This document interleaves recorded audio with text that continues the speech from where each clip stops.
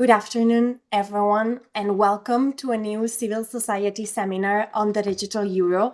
Thank you for joining us today, both to those of you who are in the call, but also to the online watchers that are following the live stream. We thank you for taking the time to better understand the digital euro project and the implications it could have for all of us as Europeans, also in our quest to foster further integration, innovation, convenience, and inclusion. To achieve this, your views and engagement are really important to us.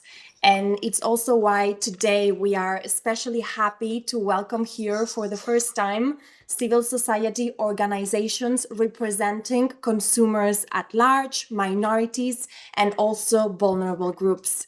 My name is Georgina Garriga Sanchez. I work at the European Central Bank as a Digital Euro Press Officer, and it's a pleasure for me today to be moderating this seminar in such great company.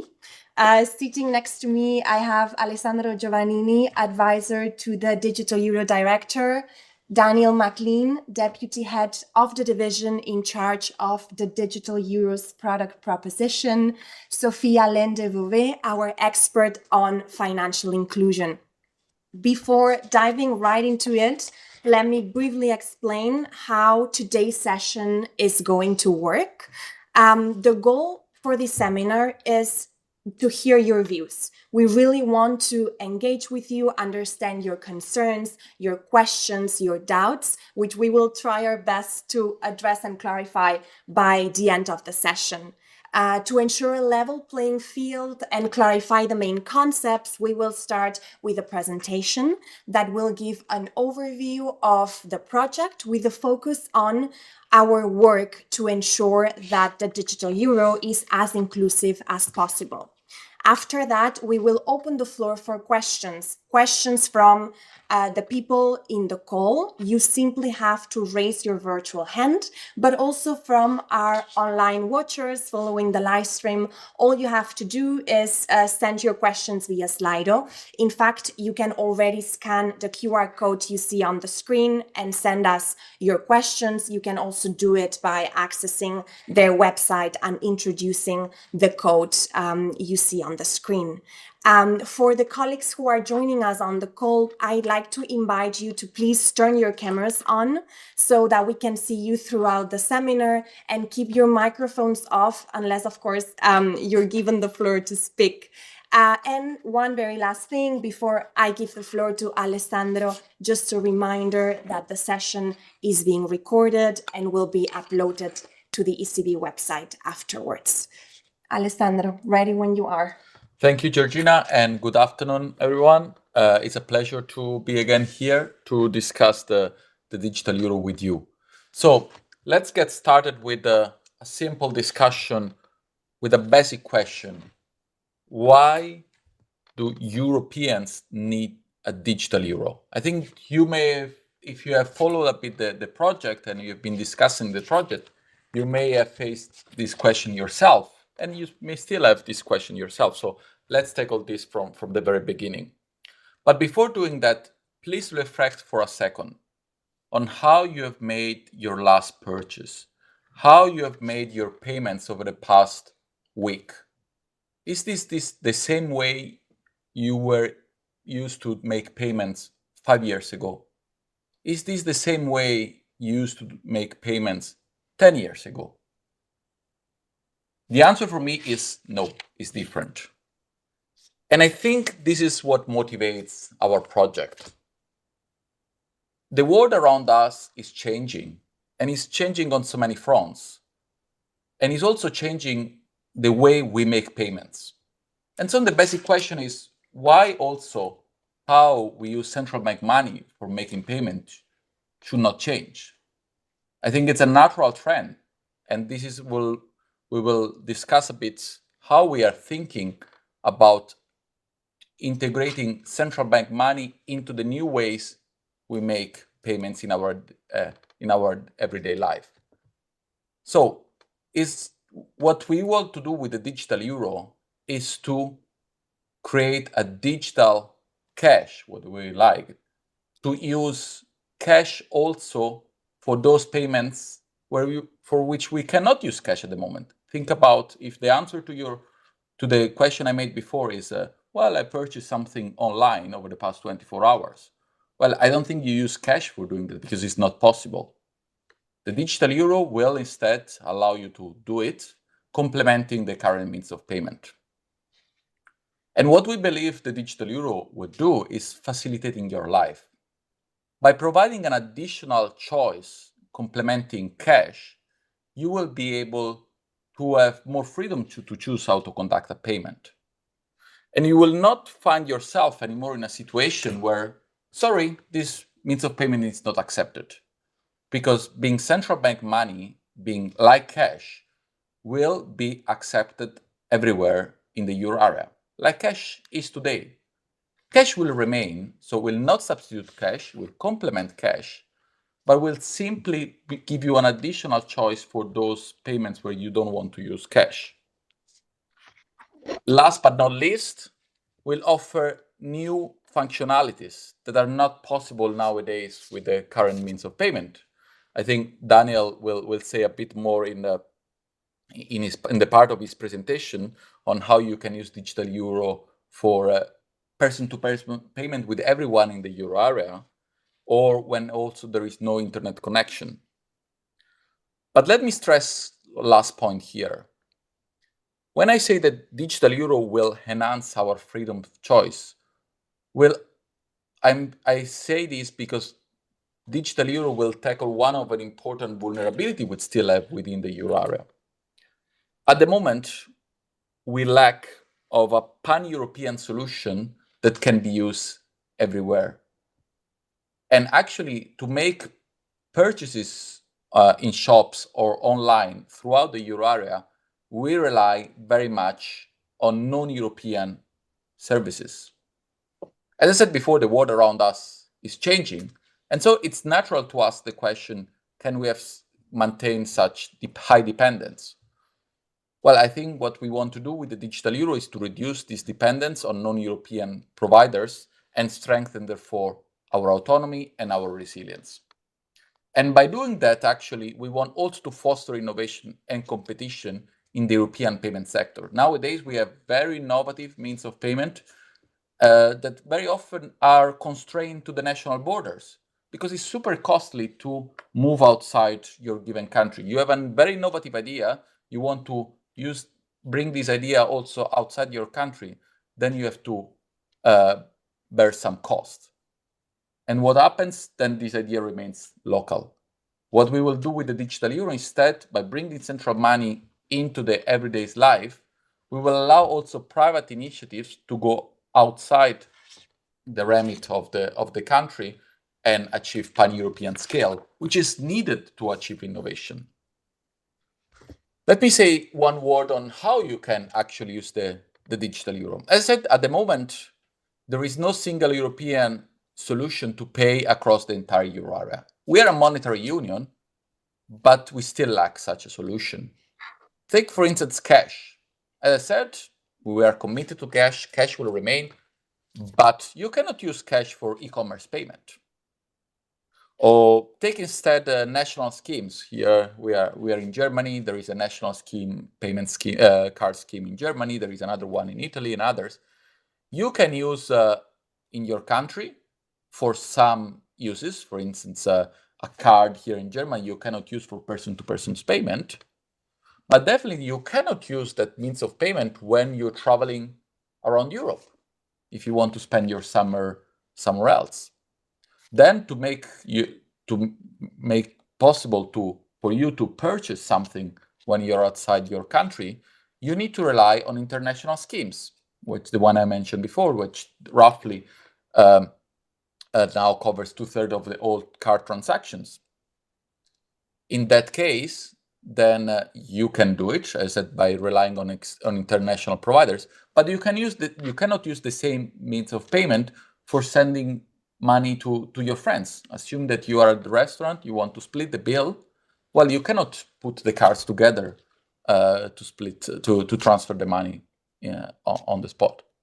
With the digital euro instead, you will be able to do that We aim at covering with the digital euro all these use cases and allow you to travel across the euro area, to travel within your country, to wherever you are in the euro area, make purchases. Exactly as it's the case today with banknotes.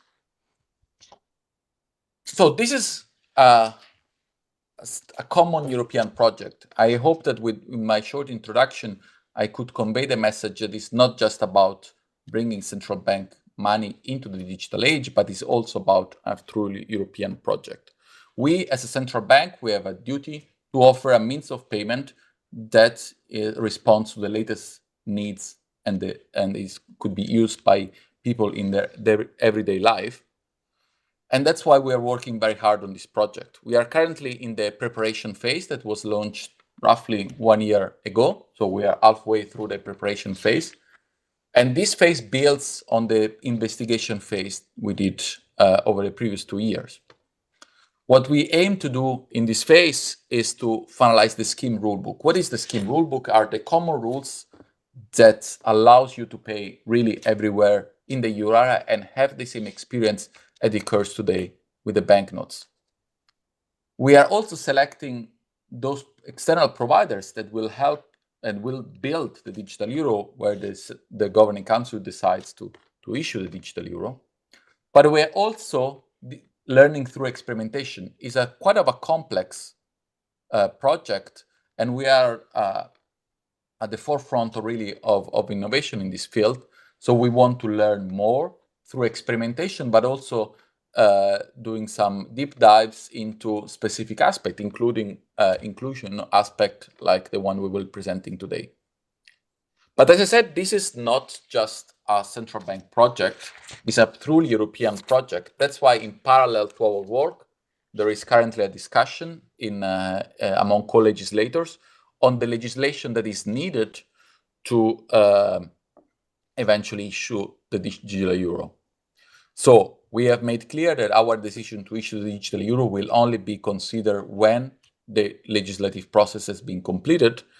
And we are working very hard with the co-legislator to deliver a legislative text that is able to really answer the needs of people. And I think Daniel will say a bit more in his presentation. So let me stop here and then hand over straight to Daniel. Thank you, Alessandro. And I think Alessandro has given a very good overview of the why of the digital euro. I now want to focus on digital financial inclusion and how that relates to the digital euro. But first of all, I want to frame what we mean by digital financial inclusion. It is advancing financial inclusion in an increasingly digital world. Individuals and businesses have access to useful and affordable financial products and services that meet their needs, delivered in a responsible and sustainable way. Digital financial inclusion refers broadly to the use of digital financial services to advance financial inclusion, to reach digitally underserved populations. In that case, financial inclusion cannot be decoupled from digital financial inclusion in the context of the digital euro. Our focus is on designing a digital euro that is available, accessible, and usable by everyone. Consumer organizations have made it extremely clear to us that we do not have so much a financial inclusion problem in Europe. Around 98% of European citizens are banked. I think that's a euro area number. It's not that they have a bank account. It's the complexity of using that bank account online. And we want to address that. We want to bring down financial digital barriers to allow people to use the digital euro. And so what we say a lot, we do not want to leave anybody behind when it comes to the digital euro. And especially, we do not want to leave sections of society behind. And that's not just the elderly. It is a broad scope of people who may feel a bit embarrassed going into a bank, asking how to use their app, asking how to make a digital payment. We want to bring down those barriers. It is a key pillar for the digital euro. It's what we're building the entire project on. And it's not only us who have said this, it's in the proposed regulation. It's fully supported via our ECB opinion on the regulation. As I said, consumers and elderly associations have told us very clearly we have to address this. And finally, we continually highlight it via speeches and public communications. That being said, how do we do it? How do we actually advance digital financial inclusion for the digital euro? Well, everything we do, everything we design for the digital euro has this in mind. So we have a product that will have pan-European reach by design. No matter where you go in Europe, you will be able to pay digitally via the digital euro. It will be legal tender. Therefore, it'll have to be accepted by merchants. It will be free. It will have privacy by design, the highest privacy by design, which means the ECB will not be able to associate a transaction with an individual. And of course, a very innovative aspect will be it will be available offline. So you'll be able to make a payment even if there's no internet connection at a high, very high privacy level. So those 5 aspects actually foster by themselves digital financial inclusion, because it gives people the security that the payment that they're making is secure, high privacy, and full availability. But it's not enough. We have to go further. We have to ensure that underserved populations are served. And therefore, what we classify, we want to engage a public approach. And that public approach is that we have one institution, be that public or private, in every member state of the euro area that can facilitate digital financial inclusion. A good example is a post office. So a person could walk into a post office, they would get direct face-to-face support, and they can actually ask this person in the post office, please help me on board to digital euro. Please help me make this payment. And this will be done in a friendly and clear way. So it removes that barrier. It removes the hesitance some members of society have with maybe our banking organizations or other payment service providers. We believe it's critical that this is provided, that member states really designate an authority that will allow for this. In addition to that, we'll always make sure that you can get cash, physical cash, from the digital euro. So defunding with cash will always be possible. For people who would not like to use their mobile phone for payments, we will ensure that a physical card will be issued too. So in case you don't want to go down that barrier, but the avenue of a smartphone, you can always make a payment via physical card. And what's critical as well, like cash, these payments, this interaction will be free of charge. The person who needs that extra assistance will be given that extra assistance at no charge. So we really believe in this. We think it's one of the key pillars for the digital euro, and now it's in the current draft legislation. So legislation is clear now on this point. It says member states shall designate authorities to provide basic digital payment services and provide digital inclusion support face-to-face in physical proximity to persons with disabilities, functional limitations, or limited digital skills, and the elderly people. It's clear, it's there. But our ask to you today is we have to make sure it remains in legislation. The legislation should not be watered down to make this optional. We fundamentally believe this article, Article 14, should remain the way it is, to facilitate 30%, up to 30% of the population of Europe who may have, lower digital skills. And we want to include them. We want to bring them forward in the digital euro. So that was the aspects of digital financial inclusion, the regulation and the public approach. But how will we make the digital euro usable in that context? How will people actually use it And how can they facilitate digital inclusion on the usability side? Well, we're looking at two approaches here. The first approach is the Digital Euro app. The Euro system, the ECB, will issue a single Digital Euro app that will allow you to make and receive payments. This app will be best in class. It will have full accessibility. It will also allow a fantastic, simple, easy to use user experience. So everybody in Europe can access this app and make payments. And it will be a common experience. So people can be very familiar with that. In parallel, we know people are familiar with their banking apps. And when therefore, we will allow the Digital Euro to also be integrated into the banking apps. So if a person would like to choose to use the banking app to make payments, they can do that also. So it's this dual approach to give consumers the option. You can use our harmonized Eurosystem ECB interface, or you can use your own banking app. That being said, we have to make sure these apps are fully accessible and compliant. That being said, our app will comply and go beyond what's currently in the European Accessibility app. It will have a simple, clear, easy to understand user experience for anybody who would like to use it. And will also provide full access both to the online and offline Digital Euro. So that is the case, but I also want to address a lot of maybe conspiracy theories that might go around about the Digital Euro and that we would like to get rid of cash. And this is a project somehow to get rid of all the cash in Europe. That's not the case. So in line with advancing the Digital Euro, we are also advancing our accessibility to cash and cash services. Cash will always exist.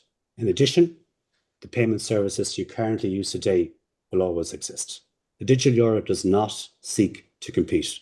It seeks to give another option of payment. On the cash side, there is a current proposal and regulation going through the European Parliament and Council to protect the role of cash, to make sure cash is always available and to protect its legal tender status. But so, in addition, we want to ensure the Digital Euro stands in parallel, side by side, with that issuance of cash.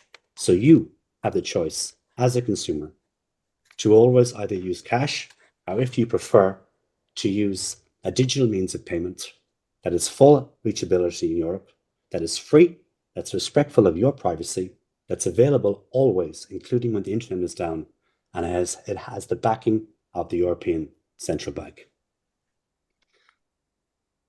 That being said, I want to focus on how now we've involved stakeholders in the design of the Digital Euro.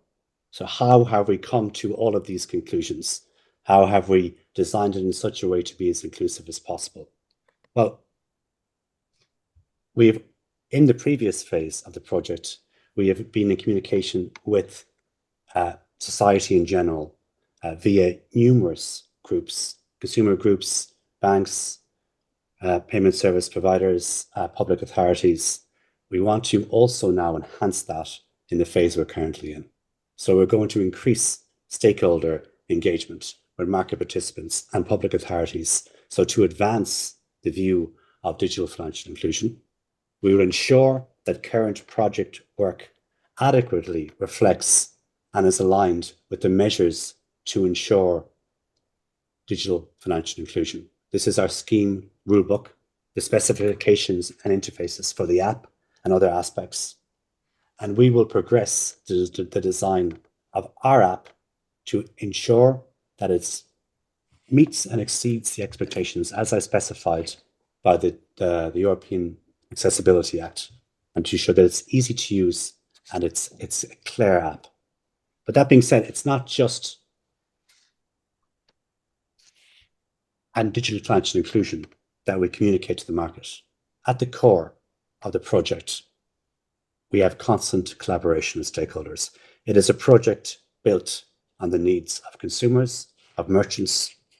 It's built on what society needs in general. It was crucial during the investigation phase.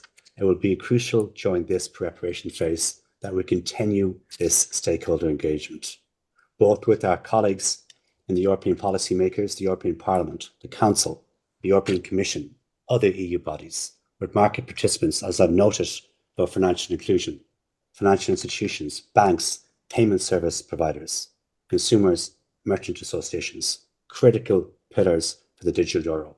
And of course, then on the technical side, infrastructure and technology providers. We will also engage with the general public. We'll engage today with you, civil society organizations. We will also use focus groups to facilitate the needs of consumers, merchants, other aspects as well. We will do experiments, surveys to ensure that needs are addressed.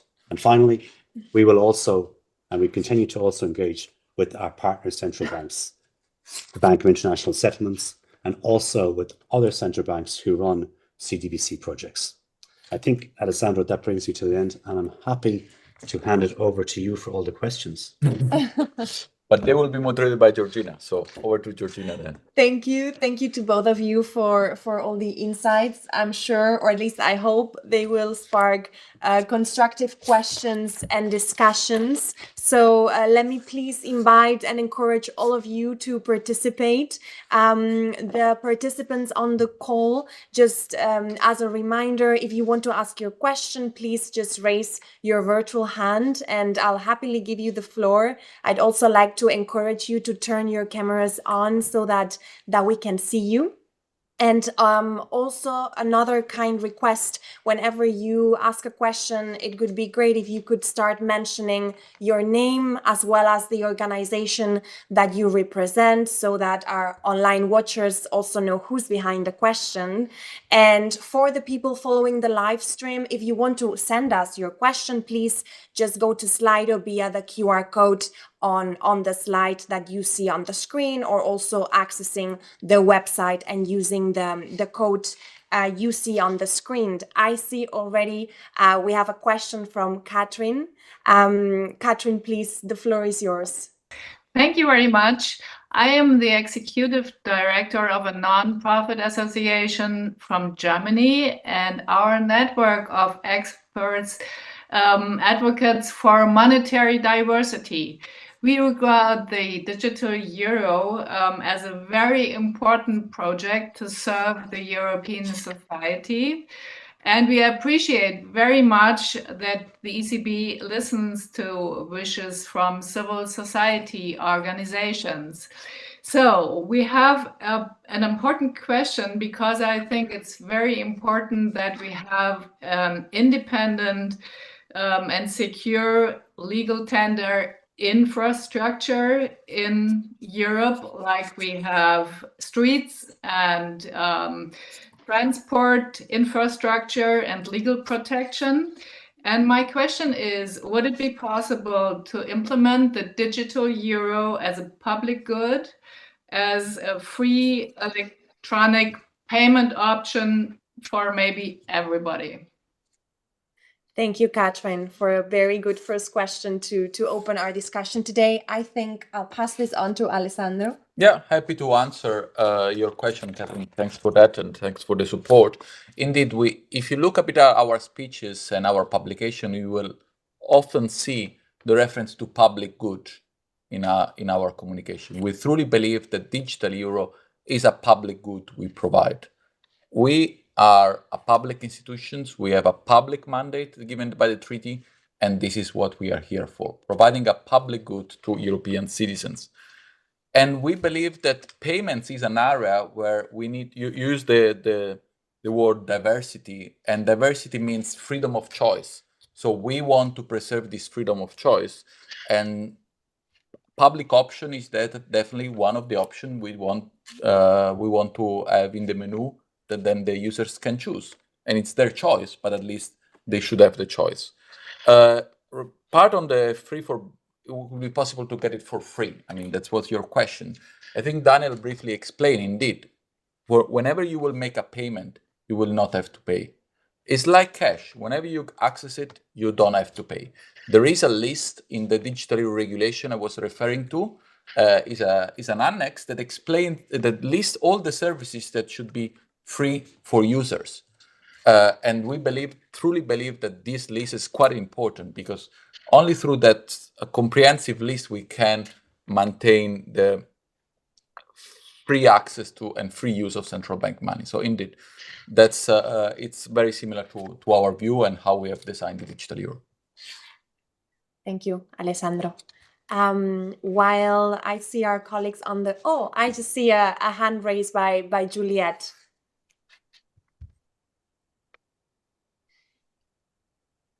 Please go ahead. I'm not sure if you are speaking, but we cannot hear you in the room. Perhaps while we try to... Can you maybe try again? No, it doesn't seem to be working. Maybe, Juliet, can you type it in the chat in case we cannot fix this? And perhaps in the meantime, I see there are some questions on... No, I think we heard something now. Juliet, we might have heard you. Maybe speak up slightly. There was something for a second. There was something for a Can you hear me second. now? Yes, now, Oh, I think. great. Thank you. Can you hear me? Just, we hear you very, very low. Oh, must not be the good. I think if you try to speak louder now, maybe we can hear you.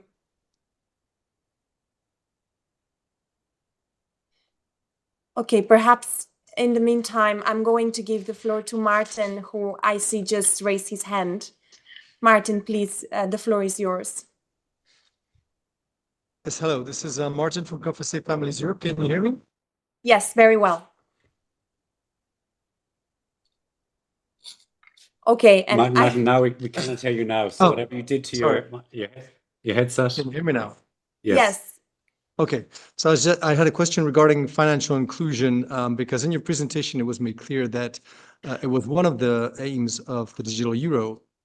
However, in our organization, we see that one of the big challenges to financial inclusion is, ID verification and all the AML, KYC kind of requirements. So if the digital euro is just as hard to access as opening a basic bank account, in our view, it will not necessarily move the needle in terms of financial inclusion. It would require, making it much more of a right to access, the digital euro. The second question I had was about the limits. So if you have a cap of, like, say, 3,000 euros maximum that you can hold at any one time on your account, then the digital euro still, for financial inclusion purposes, is not necessarily very good, because it means that you would still have the necessity to have access to other kinds of means of payment, or like a bank account or something else, for any money in excess of those 3,000 euros. So thank you very much for this opportunity and for your presentation. Thank you. Thank you, Martin. Very interesting questions. Perhaps I'll leave this one to Daniel and maybe Sophie, in case she wants to add from the inclusion perspective. So if you want to take the first question, I can take the second. Sure. So on the first part of your question, some features of the digital euro will be key to ensure that we advance digital financial inclusion. I can give you an example here with public approach that we advocate. This public approach will be tailored to address exclusion by offering support to those who are not confident to download an app on their own, or to go through remote onboarding, as well as people who might have been denied onboarding in the past for reasons other than fraud or AML purposes. And with this public approach, we will ensure that people receive face-to-face support in dedicated places in each member state, and that they are provided with also free access to physical means of payment, such as payment cards. We are also working on defining minimum user experience standards to ensure that the way the digital euro will be integrated in banks' interfaces will allow for a smooth and easy to use experience. Thanks, Sophie. Indeed, and maybe just to address the limits question on the holding limit, as we specify it, the holding limit will have to be set at a level that doesn't impact banks' financial stability, but also at a level that ensures the digital euro is usable, that there is enough of a holding limit to allow you to make day-to-day payments and roughly doesn't affect the capability of you to do that. So it's a difficult balancing act, this one, and we have to ensure that we get it right. Hence, the level of the holding limit will not be set until closer to the date of issuance. Alessandro, do you want to maybe, this is actually Alessandro's really his core competence, the holding limits, if he wants to take. No, maybe indeed, as Daniel said, there are complex trade-off that we need to take into account, but we are developing a solid methodology on that, and it's made of 3 pillars. One is monetary policy, financial stability, but one is usability. We want to set a holding limits that does not compress the usability of the digital euro. And this is why, Martin, coming back to your question, we are looking really on how people make payments today, what's their payment needs, and make sure the digital euro accounts for the diverse needs of people within the euro area. If you look at how people use cash nowadays, it's quite diverse. If you ask me, I'm not using that much, but there are other colleagues here in the central bank, and especially outside the central bank, they use it much more. So we are looking at that. We don't want to set a holding limits that limits the freedom. Coming back to the point of that I mentioned before of people's. So we will set the holding limits taking into account to their needs. Of course, also the trade-off that exists with financial stability, because we know the too high holding limits may have implication, a negative one for financial stability and monetary policy, and this will also negatively eventually impact on the people. So it's a complex exercise, but be reassured that we are really looking at very carefully on not to compress too much the usability aspect. Thank you. Before trying again with Juliet, I'd like to stay a bit longer on the topic of inclusion, which indeed is the focus of this session, because I see on Slido we have a few of them around this topic, and perhaps now following up on especially what Sophie was explaining, we can touch upon this a bit more.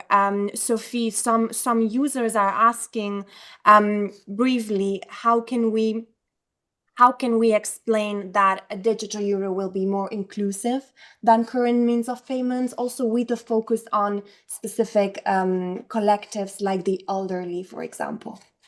Yes.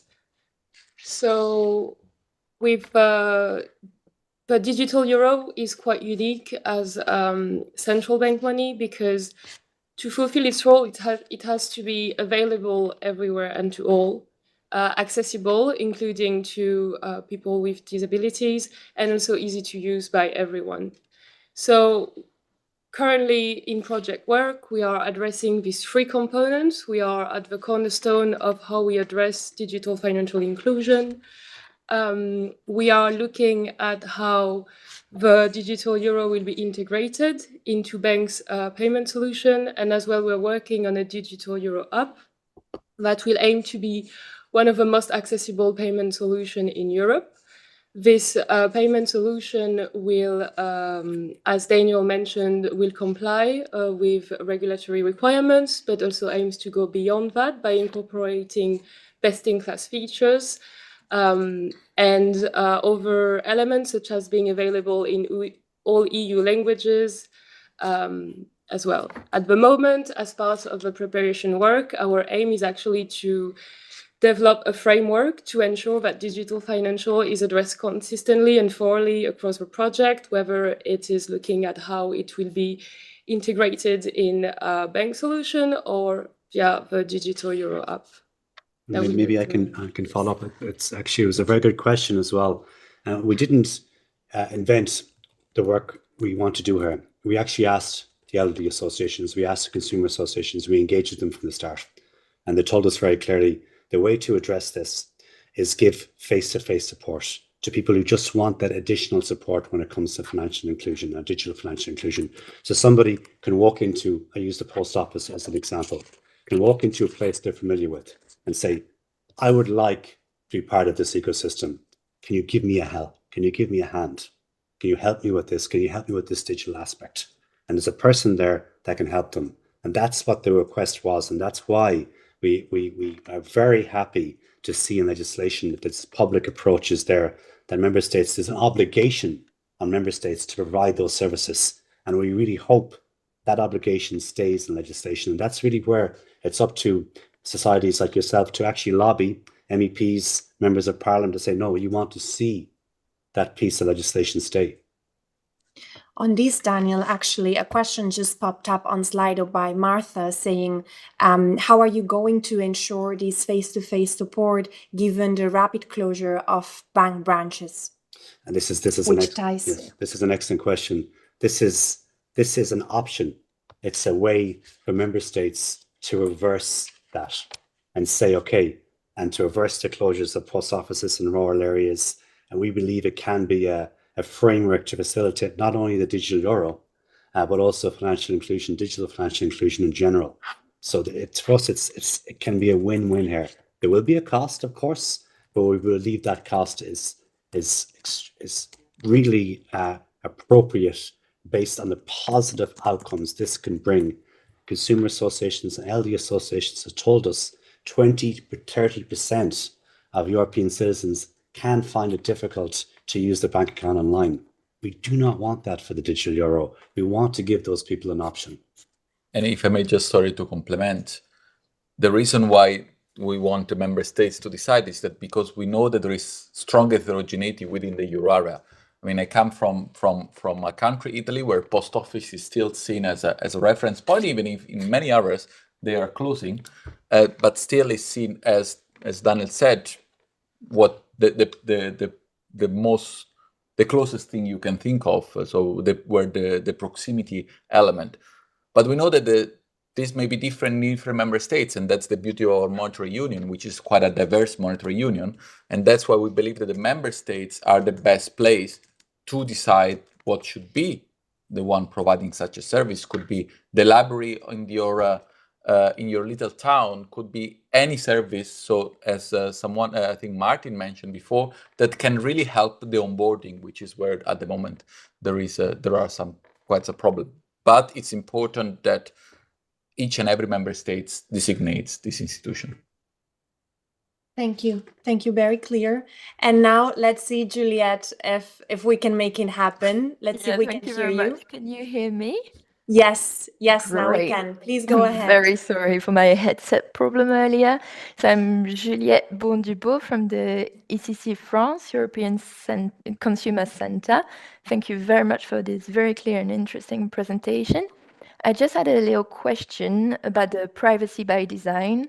It seems very interesting to me and very promising for the future. However, I was wondering how it was planned to be balanced with the fraud issues, like the whole GDPR and everything. Like, how can you balance privacy by design and the fraud regulation? Thank you, Juliette. Alessandro, do you want to take this one? I can take, and then maybe also happy to be complimented by Daniel. Again, in the design of the digital euro, there are many trade-offs. We have been discussing before with Martin the trade-off of the holding limits, and there is also a trade-off between privacy and frauds. We want to also protect people from fraud, and we know that this is an important aspect of how we design. And there are some regulatory requirements that you need to respect. You mentioned the GDPR. Here, I think it's important to differentiate between what is the online digital euro and what is the offline digital euro. And the offline is quite a unique feature of the digital euro, but I will let Daniel maybe to say a bit more on the offline. Let me say a few words on the online. The online will respect all EU legislation, so which means that you need to be, when it comes to opening a digital euro account, of course, you need to be identified, you need to be onboarded, and this is to protect also the integrity of the system and also tackle some risk like AML, money laundering and terrorism finance risk. So we need to take this very seriously. And all this means that also the online transaction will be monitored similar to other transactions. What I want to stress here, though, is that the ECB, the Euro system, will be responsible then for the settlement of the transaction, will not see the data. This is quite an important aspect to stress, and we will not be able to trace whether, Juliette, you send me a payment now during this session. No, we will not be able to do that. And this actually is an improvement to the compare system, because nowadays, where if you pay on a shop using your card, the information that you are paying in that shop is not only shared with your bank, with the bank of the retailers, of the merchants, but is also shared with maybe the card provider who facilitates the transaction.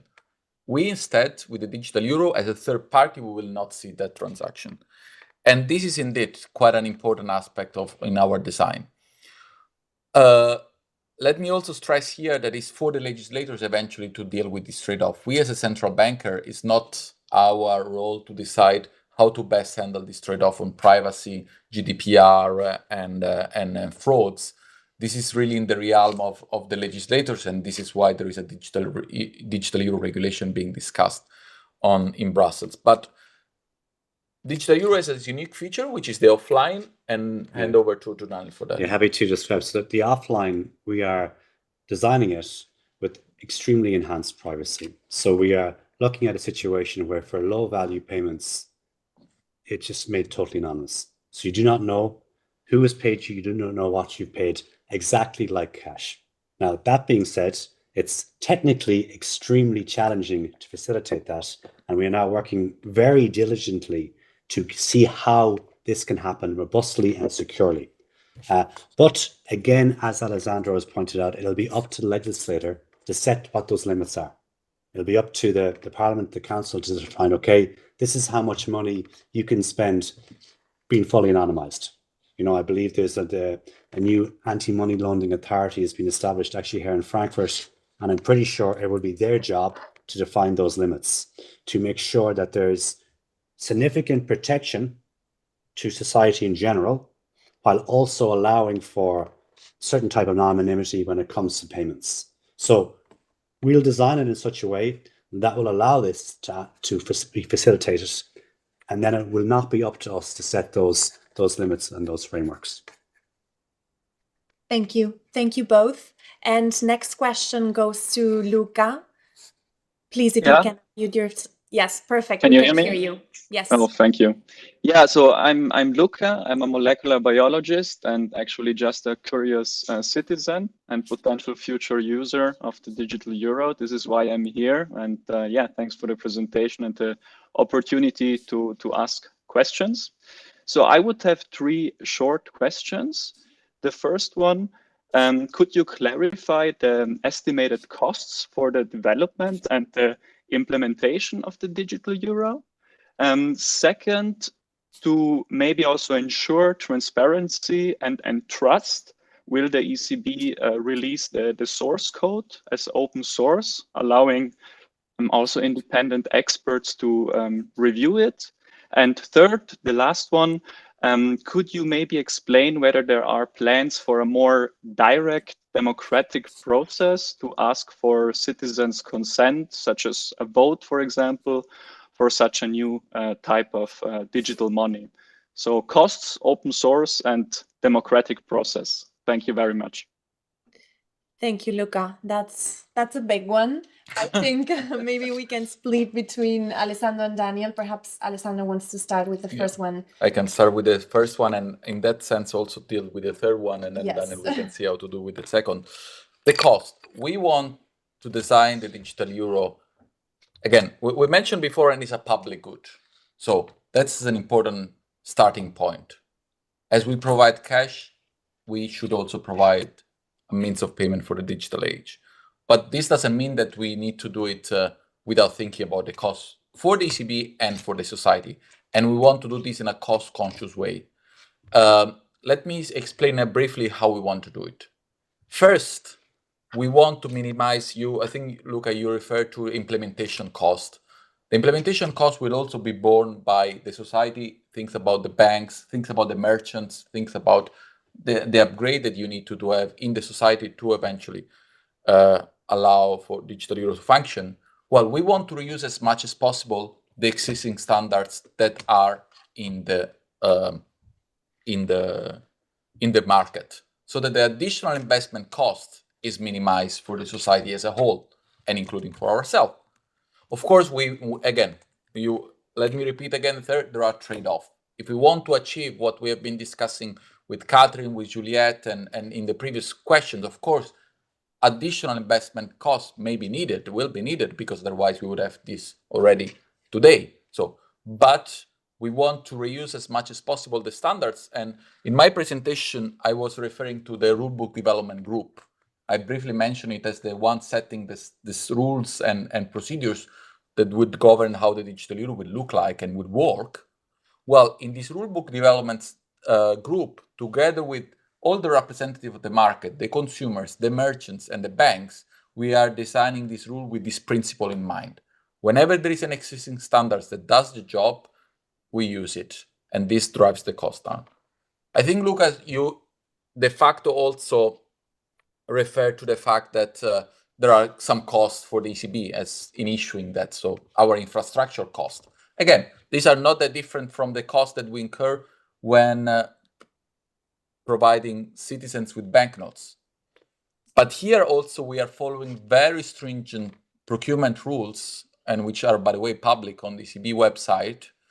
And what I said in my presentation also is that we are selecting the providers. That was one of the bullet points of what we are doing in this project phase. So we are following very strict procurement rules to define those external providers that can offer the best service, of course, by taking into account also the cost aspect in that. And this is what we're doing with the open procedures. Again, everything is available on the website, and eventually, in line with our procurement rules, this will also be released when we will decide. Let me stress a point here, and this is why I want to tackle your questions. Selecting now the providers, which is something we want to do in this project phase, does not mean that we will start building the digital euro under this phase. As I said, the decision will only be on the issues will only be taken when the legislation will be there. So at the moment, we are only burning the cost. So the cost that we have to pay is the procurement cost of running the process. What we want to achieve is only a framework agreement at the end of this phase. So if we were to, at one point, decide the digital euro, this contract can be activated, and eventually then you will start paying the actual cost. But beforehand, there is no actual cost incurred. And you were referring, is there a democratic process around it? Well, it is. And as any democratic process in Europe relies on the co-legislators that, according to the treaty, are the one in charge of designing the digital euro regulation. As Daniel mentioned, the European Parliament and the European Council, where all the views of citizens are represented. And this is why we say we will only decide if the legislators will eventually decide on the digital euro regulation. Let me also remark on one point here. We go beyond that. Mr. Cipollone, who is the executive board member of the ECB responsible for the digital euro, and before him, Fabio Panetta, regularly appear before the European Parliament to answer questions every quarter by the members of the European Parliament about the digital euro project. There is 1 hour hearing every single quarter with representatives of European citizens to discuss the project. And this goes on top of the regular hearing that the Parliament has with the ECB president to discuss all the ECB actions, and goes on top of the questions that any member of the European Parliament can ask the ECB. And we got quite some questions. Actually, I recommend that we have published in the Economic Bulletin, I think 10 days ago, a dedicated box on how we have engaged with the European Parliament on the digital euro project. And this is actually well explained in that context. Now, so I hope that this also shows how transparent we are with this project. There is no secret project here in Frankfurt. There are no people cooking something in a lab here in Frankfurt. And our commitment is really to transparency here. Regarding the transparency of the code, I don't think that this has been not decided yet. We're not there yet in the transparency of the open source code. We haven't made a selection of providers yet. Until that selection is made, we're not going to know can the source code be open or not. Of course, always good to have it open, but I can't answer the question unfortunately at this point. Should be able to answer in about at the end of the year. It's basically at the end of, as I said, at the end of this project phase, we will select the providers. Will also means we will have a view on which technology we'll be using, and so it will be also easier to communicate. As I said, we are following procurement rules nowadays. So procurement rules also means that there are certain confidentiality rules that have to be followed. Thank you. I see Luca nodding, which I take it as the question was answered. I see the clock is ticking. We are running out of time. So maybe I'm going to give the last question to Katrin, and then I'll take one last more from Slido before we close. Katrin, please go ahead.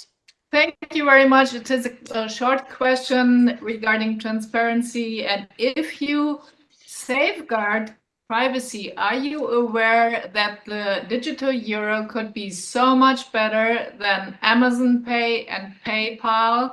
And as a citizen, of course, I do not want to be transparent to the ECB, but I am already completely transparent as a customer with everything that I have shopped at Amazon. And I think that is very important to communicate and make marketing for the digital euro. That's why I would like to know, are you aware of making the digital euro something better regarding privacy and transparency? Thank you, Katrin. I think this is a bit linked to what Alessandro was explaining earlier. So maybe, Alessandro, you want to complement? Yeah, indeed. We want to go beyond what is currently is available in the market. Also, one way is to do with the offline, which is actually does not exist at all in the market. And we want to do also for the online by making sure that we as a third party, we don't see anything. Let me also remark that indeed we had a civil society seminar before the summary explicitly dedicated on privacy, where we had also our data protection officer actually sitting on this table explaining how we are able with the digital euro to go beyond what is currently available in the market and give people freedom of choice. You mentioned beforehand, they will have the choice that no one else except those that need to see for AML, CFT reasons can see it. And this also means that if you need to explicitly give consent, and we will design of that, if you want your data to be shared by your banks for marketing purposes or whatever, this is not will be required to use the digital euro. For the digital euro, you only need to share the minimum amount of data that is needed for regulatory comply with the regulatory requirements. And the offline regime is a very unique regulatory regime. Again, we were mentioning the digital euro regulation. The digital euro regulation includes specific provision to allow the cash-like features that Daniel was mentioning. We want to bring this cash-like feature in the digital age. Thank you, Alessandro. And our last question for today, I'm going to take the one that has, I'm going to take the one that has the most likes on Slido, but now I see there's a tie. So I'm going to just take the one that came in first, which reads like this. Is the ECB going to use an existing public digital currency to build upon the digital euro or create a digital token itself? If so, what are the technical properties of the use token? For example, the use of digital contracts. Daniel, do you want to add something? So again, back to what we specified. We haven't decided on the technology yet. So that's what we're doing now. So we have a significant procurement campaign going on to pick technology providers for the digital euro. That will take about a year. And so we'll know about the tech behind it in about a year's time. But I just want to address this point. The digital euro is not a technology project.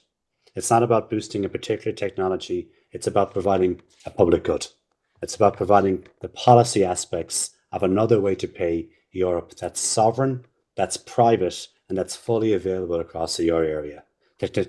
We know there's technology there that they can do that, and we're in the process of picking that technology. Thank you. Thank you, Daniel. And with that last answer, the event is coming to an end. Many thanks to all of you for your active participation. We hope that this was interesting to you and that you feel you are leaving this seminar with more clarity on the project than the one you had when you entered an hour ago. I think that, as Daniel was just saying now, the digital euro is way beyond a technological project, same as with euro banknotes 25 years ago. It's a true European initiative that has implications for all of us, the approximately 350 million citizens who live in the euro area. So thank you for taking the time to join us today and share your questions and views with us. We hope to see you again and stay connected. And on that note, I'd like to invite you to keep an eye on our Digital Euro Hub on the ECB website, and also follow us on our social media channels, where we regularly publish updates and new information on how the project is evolving. I have one tiny last request to you, but before, I'd like to ask any of my colleagues if there's anything you want to add at this point. I think that's not the case, so I'll go straight to asking you. We would very much appreciate your feedback to help us improve and make sure that these sessions add value to you. So please, if you have 2 minutes, answer a very short survey you will find via the link on the chat. And with that, before officially closing, just a reminder that the session was recorded and will be uploaded to the ECB website. Actually, I just maybe one final point on this. Digital euro is now in the hands of the European public. There's a legislation going through Parliament that you can directly influence via your governments, via your members of Parliament in your jurisdictions. Please do. Please engage. Engage at whatever level you believe is comfortable for you, and we can facilitate this. As Alessandro said, if the decision by the European Parliament is not to go ahead with the digital euro, we are not going to go ahead. But we hope that decision will be positive, because we believe, especially in the financial inclusion aspects, we have significant aspects to offer. So that's what I'd like to finish on. Thank you, Daniel. I couldn't have come up with a better closing. Thank you so much, and hope to see you soon.